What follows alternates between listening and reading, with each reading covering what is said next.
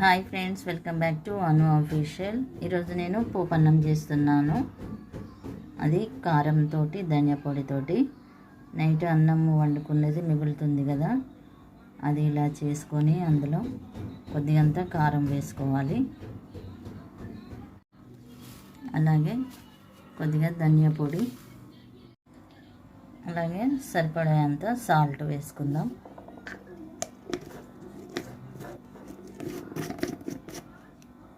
ఇప్పుడు దీన్ని అంతా కలుపుకోవాలి. ఒకసారి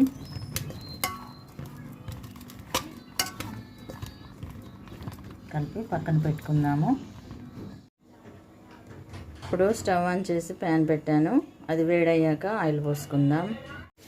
ఆయిల్ వేడైంది. ఇప్పుడు ఇందులో పల్లీలు వేసుకుందాం. అలాగే శనగపప్పు వేసుకుందాం. ఇప్పుడు మినప్పప్పు వేసుకుందాం. అలాగే పచ్చిమిర్చి, కరివేపాకు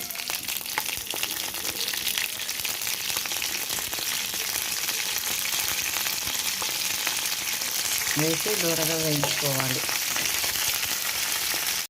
ఇప్పుడు ఇందులో అల్లం వెల్లుల్లి పేస్ట్ వేసుకుందాం. వేసి కలుపుకుందాం. ఇప్పుడు 1/2 టీ స్పూన్ వరకు పసుపు వేసుకుందాం.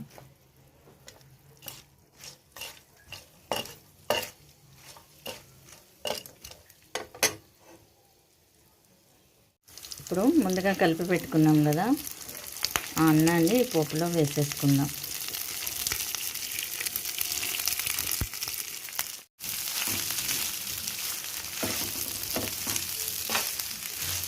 ఇలా చేసుకుంటే ఎంతో టేస్ట్గా ఉంటుంది, బాగుంటుంది. ధనియా పొడి వేసి చేసుకుంటే. నైట్ అన్నం మిగిలినట్లయితే ఇలా చేసుకోండి, మీరు ఖచ్చితంగా బాగుంటుంది.